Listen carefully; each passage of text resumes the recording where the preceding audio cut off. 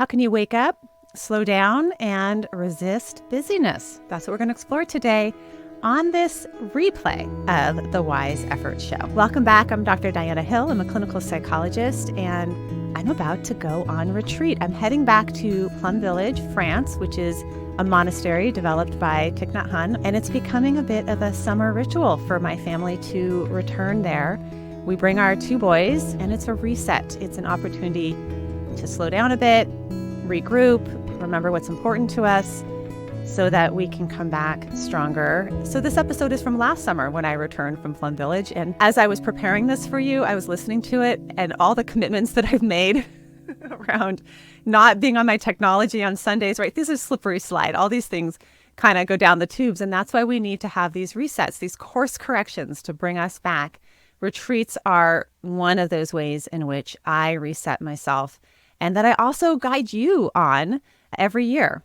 Speaking of which, I have a retreat coming up in April that I hope that you'll come with me to, Blue Spirit, Costa Rica. That's a week-long retreat where you will get a chance to slow down, remember your values, take really good care of your body, get really deep sleep, and make some really good connections with other people. So if you want to learn more about my Costa Rica retreat, you can do that at drdianahill.com, which is my new website that my husband has been working on. And like a lot of things that we do, we're just going for it these days. So much for making the perfect website and then putting it all up when it's all together. This thing is being built as we go. So keep on checking in on the website and you'll see how it's evolving over time. You gotta love my husband. I love my husband. Thank you, honey. Okay, so here we go. We're off to retreat. I'm off the grid for 1 week, but then I'll be back on posting on Instagram about some of my experiences at Plum Village, so you can check that out there and enjoy. It is nutso to take a 10-year-old and 13-year-old boy to a Buddhist monastery, and I guess we're kind of nuts like that. We first took our kids to Plum Village last year, and it was motivated by the pandemic, like seeing that life is short. And if we're going to do stuff that we've been talking about doing all this time, we better start doing it like now. I'd first traveled to Plum Village with my mom in 2000. I was 20 years old. I'm giving away my age here. I was 20 years old.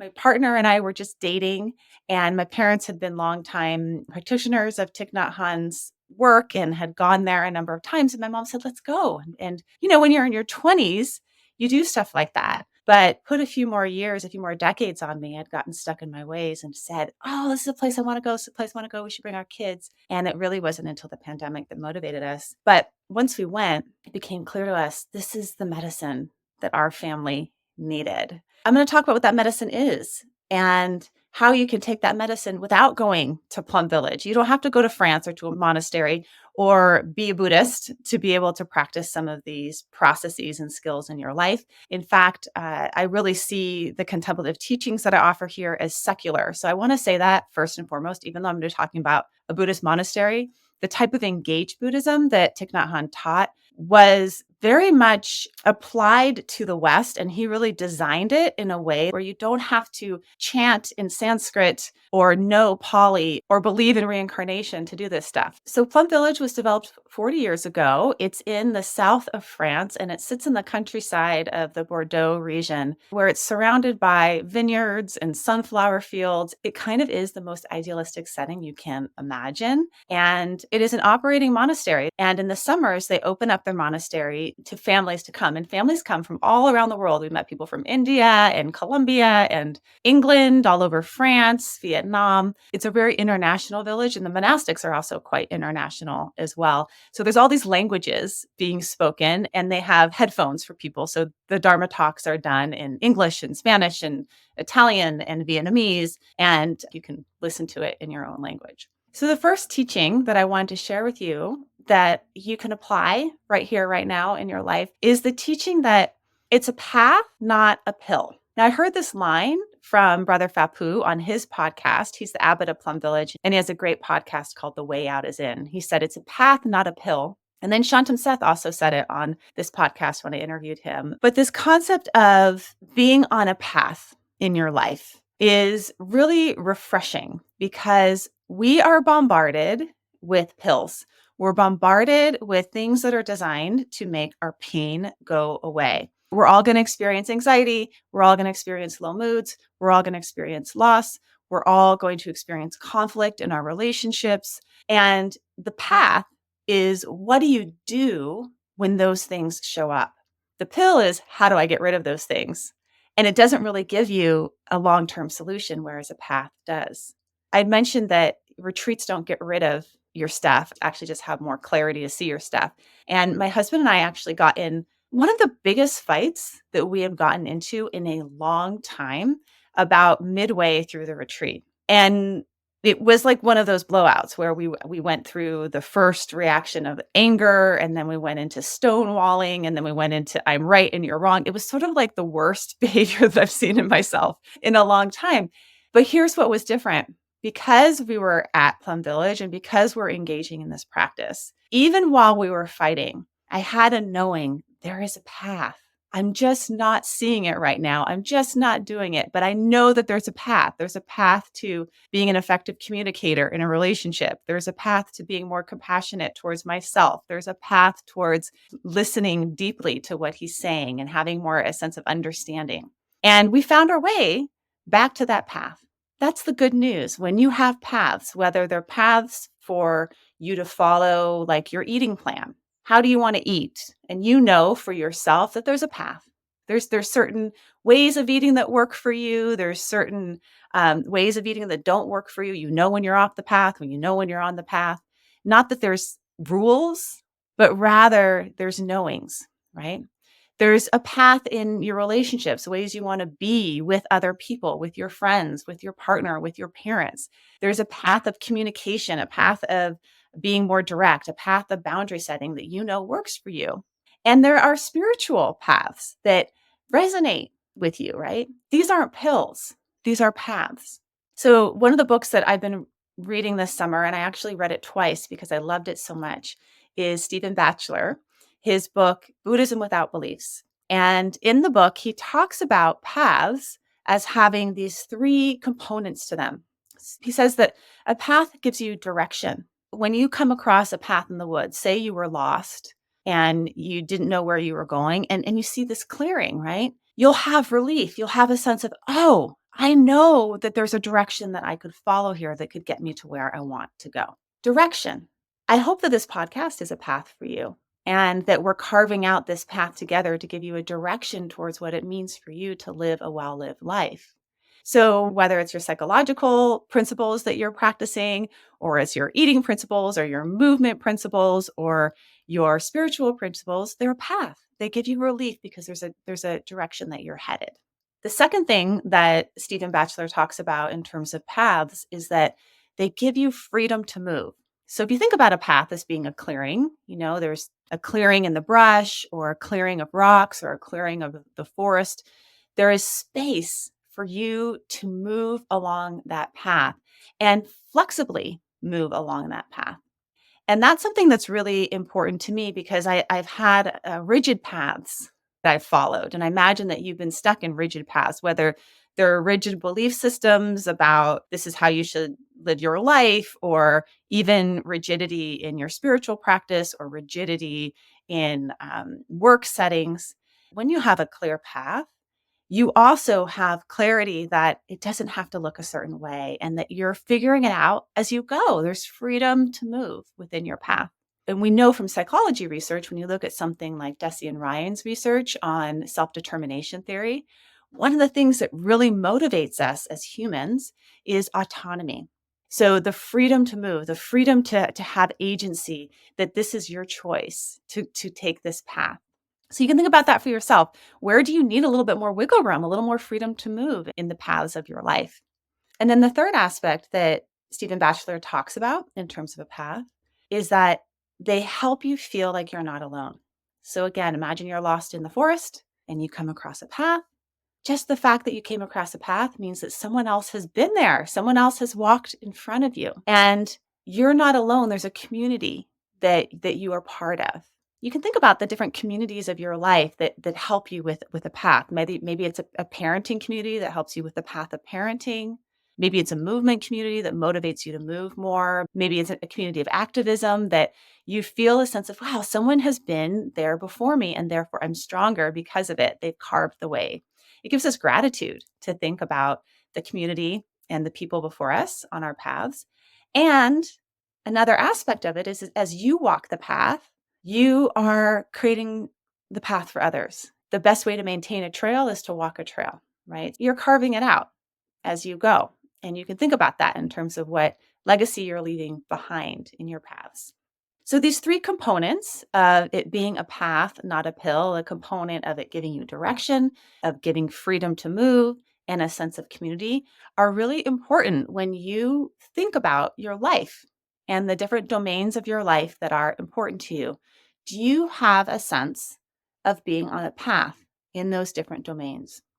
Do you have a sense of being on a path in your domain of work, in your domain of friendship, in your domain of relationships, in your domain of your own inner psychology, in the domain of your creativity, in the domain of your movement and your eating, on all the different domains of your life?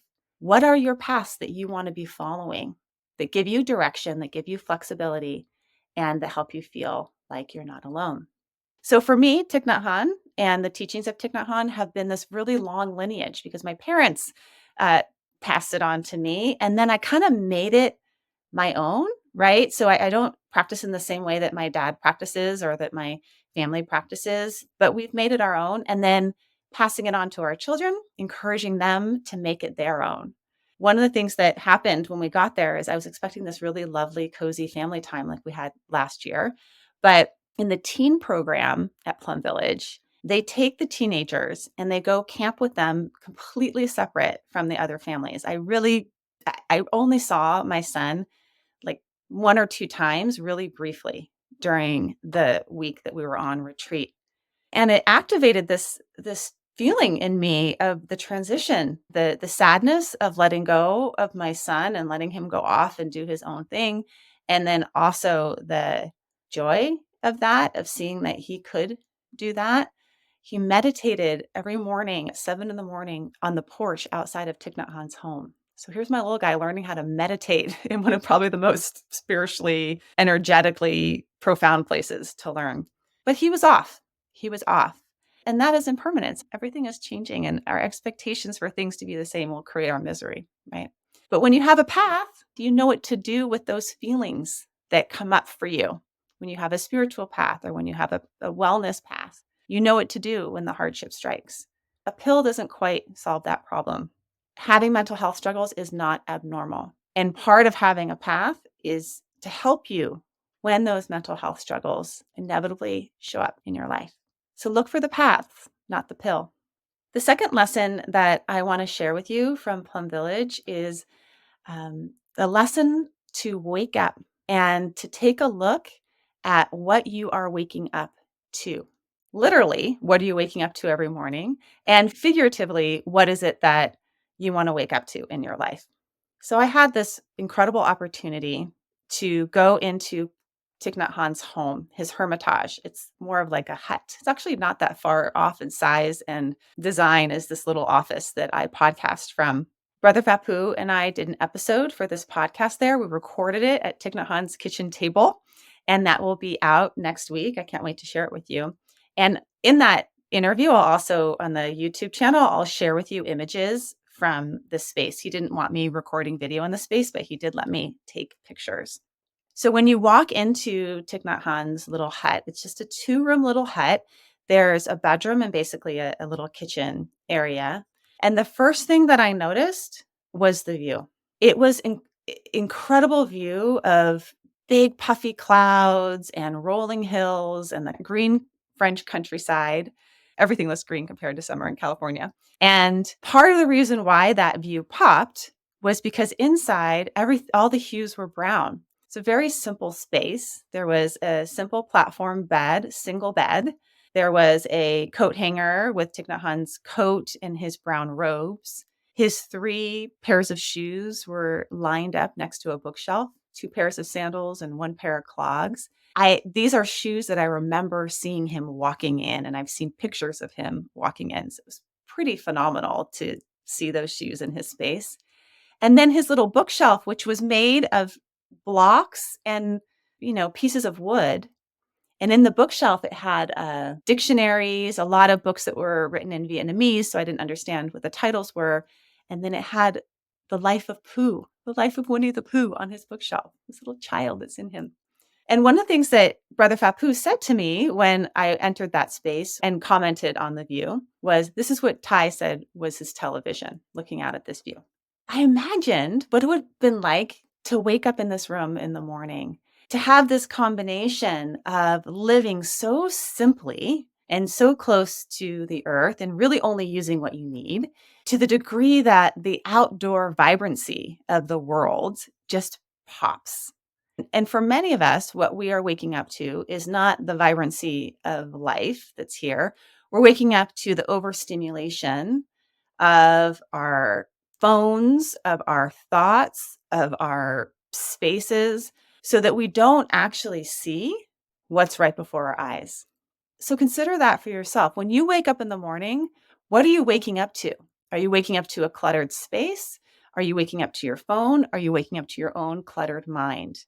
And how do you want to wake up in your day? What do you want to be focused on and waking up to?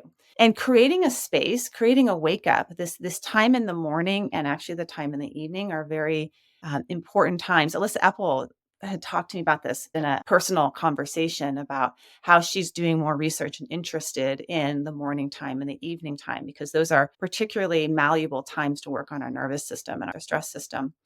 And we're open, in that waking up time. So when you wake up, what are you looking at? And what do you want to wake up to? What's on your TV? And building that into your life so that maybe the first thing you do when you wake up in the morning is not pick up your phone, but is acknowledge the person that's in the bed next to you. Or maybe the first thing you do in the morning is not pick up your phone, but say some kind of vow. Thich Nhat Hanh is well known for the vow. Waking up, I smile 24 brand new hours before me. I vow to live with compassion. So waking up. And part of that waking up is also seeing the benefits of our natural environment for our own mood and our well-being. There has been plenty of research, even dating back to a really classic 1981 study where they reviewed medical records of people who were recovering from surgery. And all things being equal, the patients with bedside windows looking out on leafy trees healed on average a day faster and needed less pain medication than those that were looking at a brick wall. That research has been extended to just the idea that spending time in nature helps with your mood. You're more motivated to exercise if you're exercising in green spaces. You have a better mental restoration when you're in nature. You can go back and listen to the episode I did with Elizabeth Ricker on biohacking and how moving in nature boosts our creativity. It helps your eye health. If you are looking out at the horizon, looking at things far away, we spend so much time looking at screens close up that it's contributing to our short-sightedness, both mental short-sightedness and physical short-sightedness. So as we began to slow down at Plum Village and we were off of our technology, off of our phones for the time that we were there, the world became more and more vibrant. As we stopped eating processed food, the food became more and more delicious. As we had more time just to sit and have conversations with people, the conversations became more and more deep. Anna Lemke, who I interviewed about Dopamine Nation, talks about this in relationship to, your dopamine system, that we are living in a world that overstimulates our dopamine system.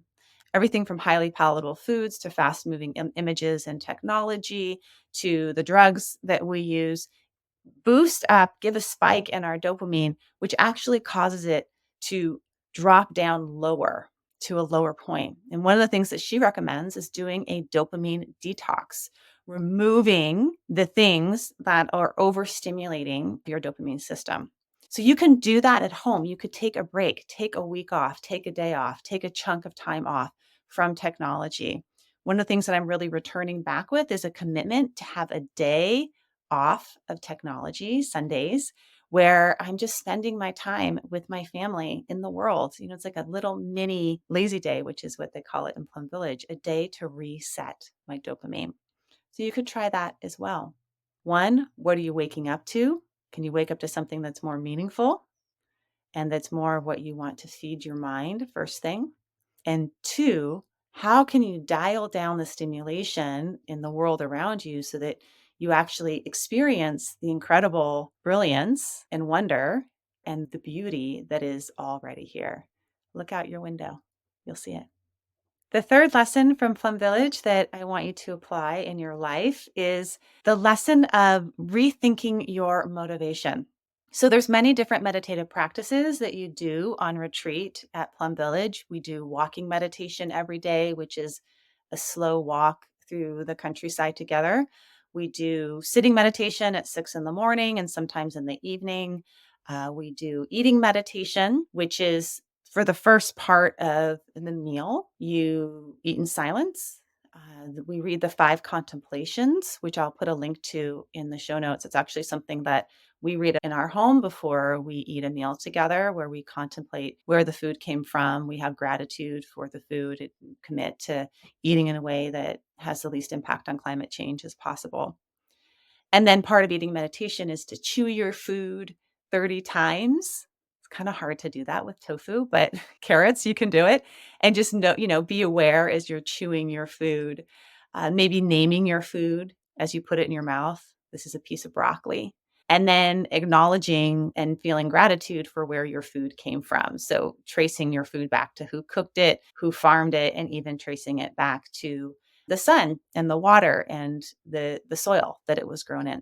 So there's these forms of meditation that you're doing throughout your day there. The whole experience is meditative when you're at Plum Village. And one thing that is included in that form of meditation is working meditation or service meditation. So a sangha is a group of people that are a community that work together.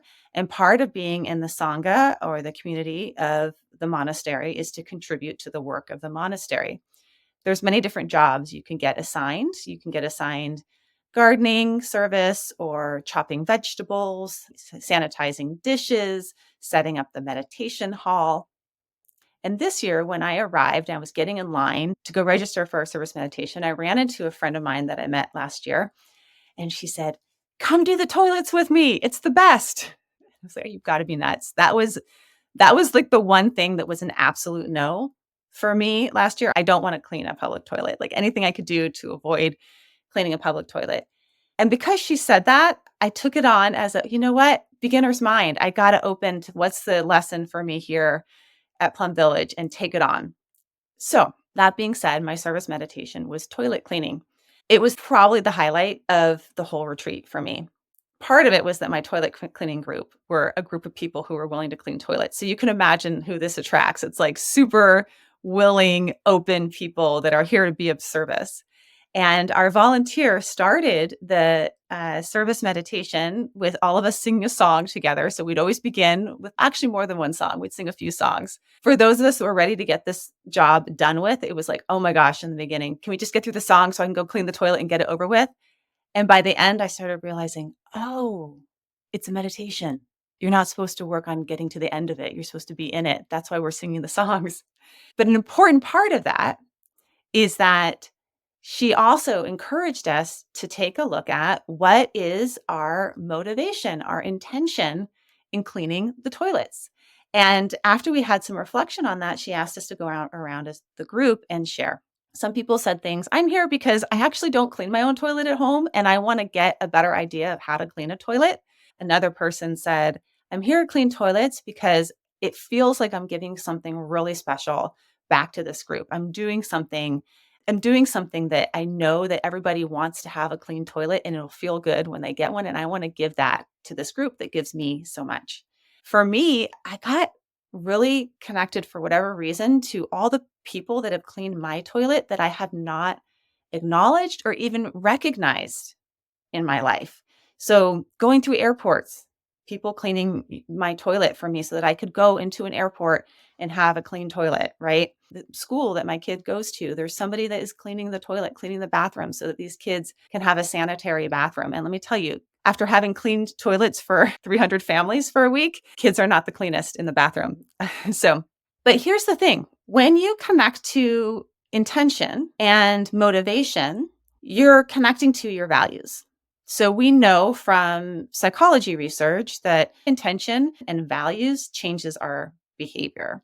In Buddhism, there's something called the four nutriments, which are actually the four nutrients that give you energy and like nutrients for the soul and nutrients for your being. One of the nutriments is just edible food, right? Eating food gives you energy. The second nutriment is your five senses. So taking in beautiful imagery, listening to sounds of nature, smelling smells, right? You can imagine how these five senses are nutriments or nutrients to us. A third nutriment is your consciousness. Where is your attention being placed? Your consciousness is a nutriment. But the fourth nutriment is called your volition, which is related to your intention, your volition. So we can think about your volition, your motivation, as being a nutrient to you. And that is very much what ACT teaches in the parallel of ACT, that we know that our values motivate us. Going back to Ryan and Desi's research on self-determination theory, that's part of our autonomy and our competence and our connectedness is our values. So how you can bring this into your life is thinking about activities, especially ones that you tend to dread or ones that you have to do. Go into them first by pausing and seeing if you can find a deeper reason why you are doing this thing, a deeper volition, a deeper aspiration of why you're doing it and how you want to show up while you're doing it. When you're cleaning the toilets to honor the community that you're in and to offer them a clean toilet at night, they're going to get to go in and brush their teeth in a clean bathroom and take a shower in a clean shower. And you can imagine that it changes the way that you clean and the reason why you clean. And you're less in the drudgery of it and more in the service of it. You can think about your intention around daily household tasks, but also things like, I remember when I had babies and I had a parenting coach tell me, we were in this RIE class saying that when you're changing your baby, this is one of the most important connection times that you have as a parent because you're right over them face to face and you're looking at them in the eyes and your tone of your voice of how you're speaking to them. And you're also doing something that's quite vulnerable, right? You're changing them. You're making them all naked and cold and putting on a new diaper and you're caring for them. It's a really important bonding time. And when she told me that, it shifted how I changed my baby from moving forward because it was sort of like this chore that I didn't want to do, especially because we did cloth diapers. So we were changing our baby like every 45 minutes, it felt like. But when I changed my boys and I saw it as this is an important connection time, that became my aspiration, my volition, my intention was I'm going to connect in this little moment, change the way I felt changing my babies. Fast forward, now that I'm driving my kids all over the place, being in the car with a school-aged kid or a teenager is a really important connection time. And when you change it from this idea of it being a chore to an idea of what's my intention, what's my volition, what's my aspiration in doing this, it changes your experience of it. There was a study that came out that there was referenced in the New York Times recently about passion and work and how we need to rethink our ideas about passion and work, because sometimes if we put passion as sort of the goal of our work, it may end up exploiting people, right? So you may end up working too many hours because your work becomes your whole life because it's your passion. Or people that are underpaid may be, told, well, you're a teacher and this is like passionate, important work. That's not what I'm talking about here. I'm talking about getting clear on why you are doing what you're doing, not to exploit your services, but to make your services be more connected to your values and feel more fulfilling. So rethink your motivation. I had mentioned that this retreat was maybe even deeper for me than last year. And part of the depth of it was the teachings on interconnection and continuation. So every morning there's something called a Dharma talk where one of the monastics share with the community. 800 people all gather together in a large meditation hall and they share a talk. And one of the most powerful talks that I heard was from Brother Fapung. And he held out his hand, and you could do this even as I describe this to you. And he said, look at your hand. And first, as you look at your hand, can you see the past in your hand? So as I'm looking at my hand, I can see a scar on my first finger where I cut it with a knife. I can see a scar on my thumb where I slammed my thumb in the door when I was like 8 years old. So I can see the past of my own history. But if you look even deeper, you'll see the past of your ancestors, right? I remember looking at my hand when I was a little kid and putting it next to my Aunt Mary's hand and saying, "Oh my gosh, we have the same hands." That's my past, right? So our ancestors are in our hands. And then if you even look more deeply in your hand and you curl your fingers over into a fist, you can see that the shape of your fingers are designed as a human to be able to make an even fist because your hand evolved. It evolved to grip things. Your hand evolved to punch things. This is the hand of a human, this evolution of this hand. So your past is in your hand. It's in every aspect of who you are.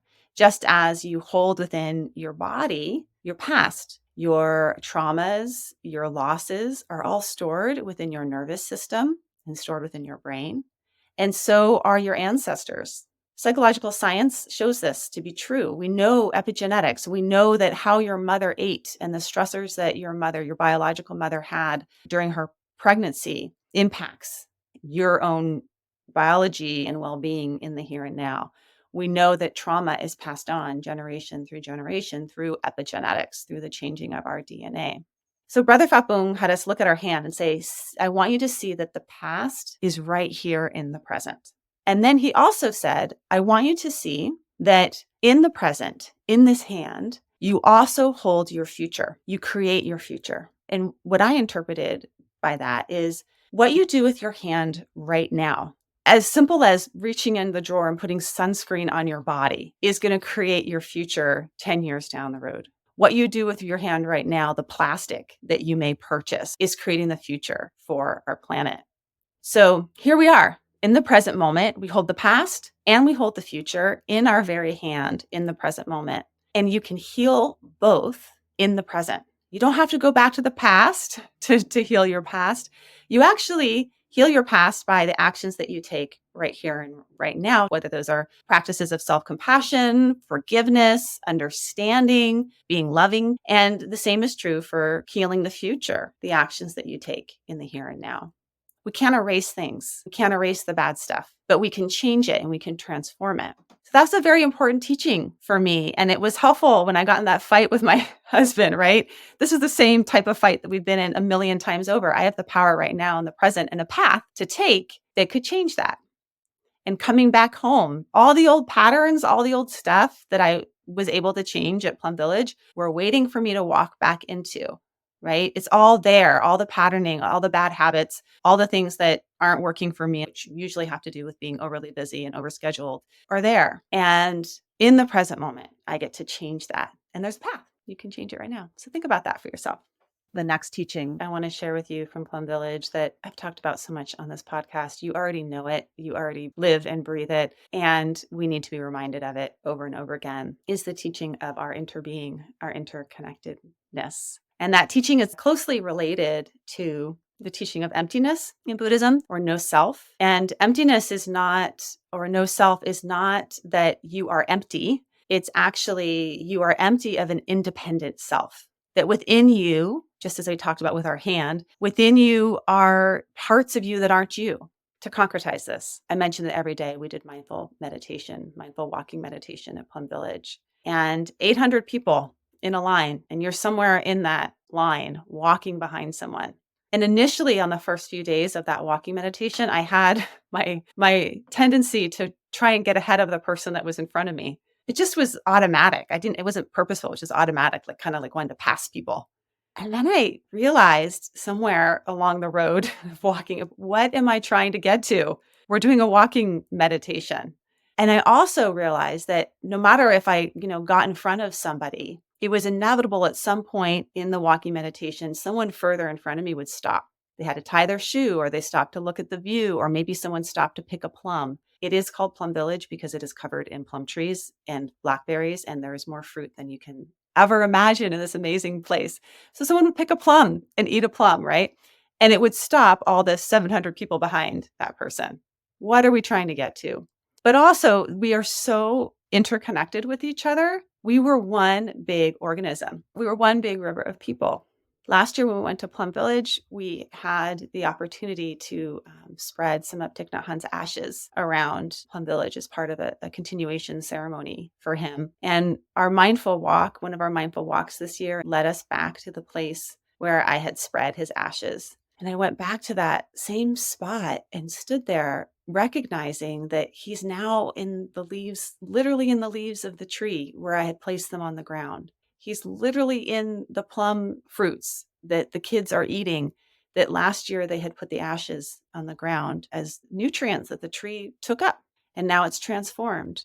We interconnected. We don't have what they say in Plum Village is no beginning, no ending. When we become defined by our cognitive content, we create boundaries, and we create boundaries with the ways that we interact with the world. And this creates actually a lot of our suffering. When we feel separate, we know that 1 in 3 people feel lonely. They suffer from loneliness, and there's physical health, mental health consequences to loneliness. We know that we are caught up in becoming a somebody, being a somebody, striving to promote ourselves. I saw a line on Instagram, which I really liked, but then I didn't repost because then I would just be contributing to the problem of Instagram, that said, followers on Instagram are like money in Monopoly. So good. Followers on Instagram are like money in Monopoly. We're in this false world of thinking that promoting ourselves and making ourselves separate and getting more things to protect ourselves is going to make us happy. But really, it's in entering the flow of our interconnectedness that actually makes us feel more safe. So we need to expand this sort of sense of self to include more than just us.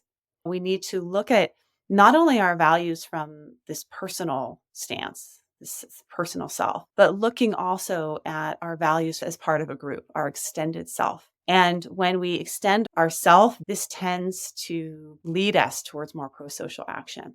This is called ecological self, rather than just what matters to me, what matters to us. So we don't have to rush to get ahead of the person that's in front of us, but rather we can see that the person in front of us, their well-being, and the person behind us, their well-being, is our well-being. This is emptiness of independent self. And this is what Thich Nhat Hanh described as interbeing. So one way you can think about interbeing for yourself is starting to think about you. And you could even just start thinking about you maybe in some of the smaller groups that you're in. We talk about our family as our family body. My husband and I are the legs. My kids are the arms. And when one part of our family body isn't well, the rest of the family body needs to go and support the family body, right? You could think about your work body. How can all members of your work body, if one person's not well, if one person needs a mental health day, if one person has too much on their plate, how could you work as a work body to support the work body? You could think about our greater interconnectedness between us and our planet. And when our planet isn't well, how we could support our planet. Or social justice issues. When people are being marginalized and oppressed, it hurts all of us, not just those that are being marginalized and oppressed. So interbeing, you are not a separate you. And the final practice from Plum Village that I want to share with you is to practice non-violent resistance to busyness. The monastics do question and answers for the community. And during one of the question and answer periods, someone asked Sister Power. So she has the English name Sister Power. Monastics are given an English name as well as a Vietnamese name when they're ordained. And someone asked Sister Power, how do we bring this home? What is it that we should be doing when we go back home? And I loved what she said. She said, practice nonviolent resistance to busyness. Resist the mainstream of running faster and doing more. Practice determination of slowing down. The quality of our consciousness is moving fast in the wrong direction. We need skillful means to train our mind and body to slow and stop. And that was the biggest message for me. There was all these deeper messages about continuation and interconnection and emptiness and intention and paths and spiritual paths. But the simple message of slowing down and resisting the current of busyness and the current of consumption was the biggest message that I received, and the biggest message that I want to pass on to my kids. Resist the urge to schedule more activities to keep up with the Joneses. Resist the urge to go on your phone or your computer to squeeze in some more sneaky work just because you feel good if you're doing more. And take a look at why you keep on doing more. Is it because it really is fulfilling to you? Or is it because it's experiential avoidance of stillness or experiential attachment to some kind of accolade that you get from being busy? And when the children asked a question, the best question that I heard asked was, "Why do you wear those brown robes?" And one of the nuns said, "Because I love the color brown. And because when you wear brown robes, they can get dirty. You don't have to wash them as much. So you can be closer to the earth." So practicing nonviolent resistance to busyness, practicing that simplicity is beautiful, that you don't have to do more to be more, and that happiness is here and now in the present moment. It's available to you.